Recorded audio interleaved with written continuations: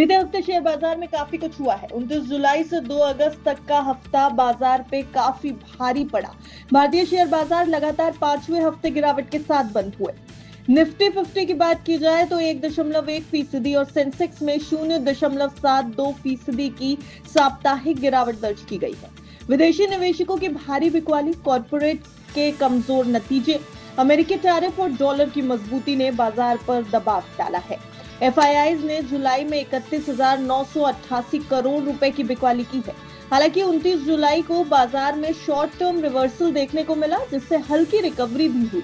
अब निवेशकों की नजर है 8 अगस्त की आरबीआई पॉलिसी पर, जो बाजार की अगली दिशा तय कर सकती है। भारतीय शेयर बाजार के लिए यह हफ्ता बेहद अहम रहने वाला है। लगातार 5 हफ्तों की गिरावट के बाद अब बाजार एक ऐसे मोड़ पर है जहां से या तो तेज रिकवरी होगी या और भी ज्यादा गिरावट का रास्ता खुल जाएगा। तो आने वाले हफ्ते में बाजार में क्या कुछ होगा, इसके ऊपर एक नजर डालेंगे। चलिए एक डिटेल एनालिसिस देख लेते हैं और एक्सपर्ट के ओपिनियन जान लेते हैं कि अगला हफ्ता बाजार में आपके लिए क्या कुछ लेकर के आएगा। लेकिन उससे पहले एक नजर डालिए बीते हफ्ते की शेयर मार्केट की चाल पर। तो जैसा हमने आपको बताया, बीते हफ्ते शेयर मार्केट काफी दबाव में रहा था। लगातार 5वें हफ्ते गिरावट के साथ क्लोजिंग हुई है बाजार की। अगर निफ्टी इंडेक्स की बात की जाए तो 24,565 अंकों पर क्लोजिंग देकर के गया। यहाँ पर गिरावट रही 1% से ज्यादा की। वहीं निफ्टी बैंक में 0.25% से ज्यादा की गिरावट रही। 55,616 अंकों पर निफ्टी बैंक की क्लोजिंग हुई है। मिड कैप सेक्शन में काफी गिरावट नजर आई है। स्मॉल कैप और मिड कैप भारी दबाव में नजर आए। मिड कैप सेलेक्ट की बात की जाए तो यहाँ 2% के आसपास की गिरावट देखने को मिलेगी। 12,668.25 के लेवल पर Nifty mid cap select closing देकर के गया है।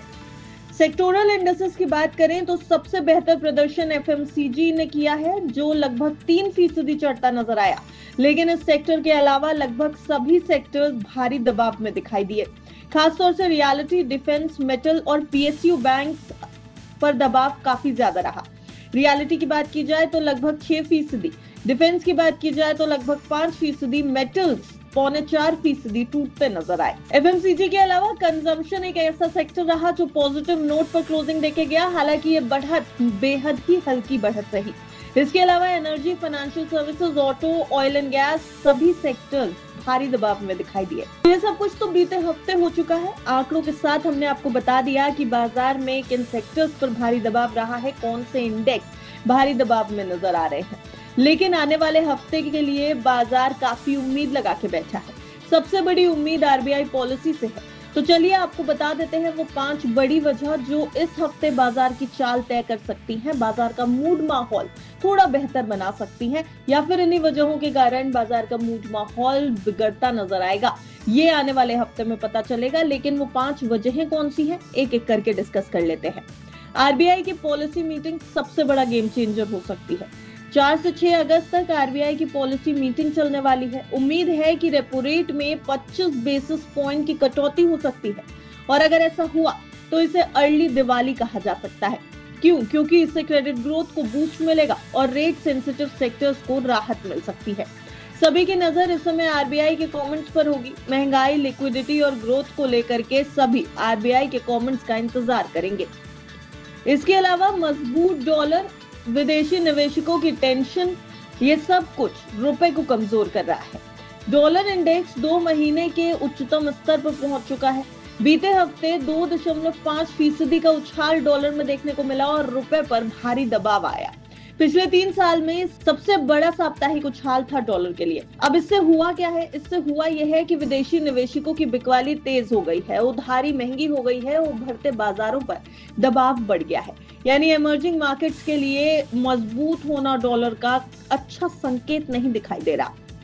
वहीं तीसरी बड़ी वजह है ट्रंप की टैरिफ तलवार। जी हाँ, अमेरिकी राष्ट्रपति डोनाल्ड ट्रंप ने भारत पर 25% के टैरिफ लगाए हैं प्लस पेनल्टी।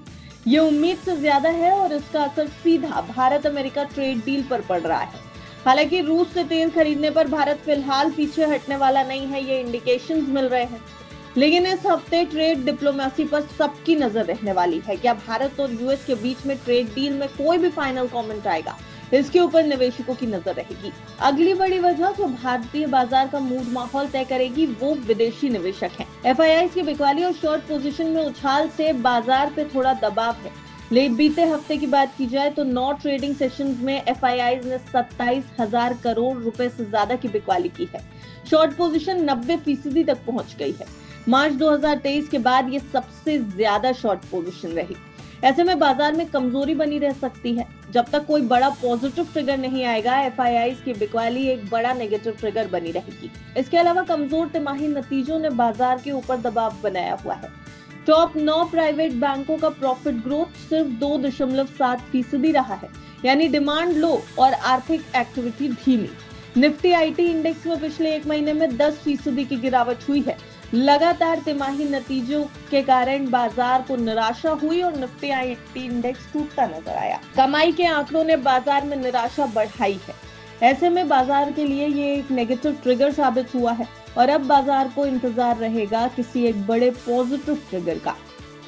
अब आते हैं टेक्निकल एनालिसिस पे, क्योंकि ये सब तो वो वजहें थीं जो बाजार की दशा और दिशा तय करने में मदद करेंगी। लेकिन एक्सपर्ट ओपिनियन क्या कह रहे हैं ये भी आपको समझा देते हैं। तो अगर एनालिस्ट और एक्सपर्ट्स की माने तो अगस्त सीरीज की शुरुआत बेहद खराब रही है। मिड कैप इंडेक्स में ब्रेकडाउन हुआ है। निफ्टी पर 13 जून का मिनिमम लेवल यानी निचला स्तर 24,473 था, लेकिन आने वाले समय के लिए निफ्टी में 24,378 और 24,473 का जोन बेहद अहम है। निफ्टी की 200 ईएमए 24,180 पर और ऊपरी तरफ पर 24,628, 24,685 का रेजिस्टेंस जोन है। तो कुल मिलाकर 29 जुलाई को बाजार ने एक शॉर्ट टर्म बॉटम बनाया था और अब 8 और 11 अगस्त को अगला ट्रेंड सेट हो सकता है। खासतौर पर 8 अगस्त आरबीआई की पॉलिसी के दिन काफी क्रिटिकल मोमेंटम रहेगा बाजार के लिए। उस दिन का हाई और लो अगली चाल की दिशा तय कर सकता है।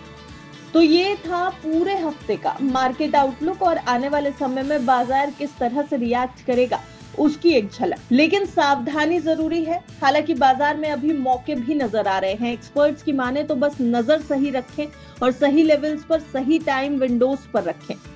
बाजार वापसी करेगा या और गिरेगा ये अगला हफ्ता तय करेगा। लेकिन निवेशकों को सलाह यही है कि अगर बाजार में निवेश करना है तो एक बार अपने फाइनेंशियल एडवाइजर की राय जरूर ले ले। Bureau report, बिस्तक।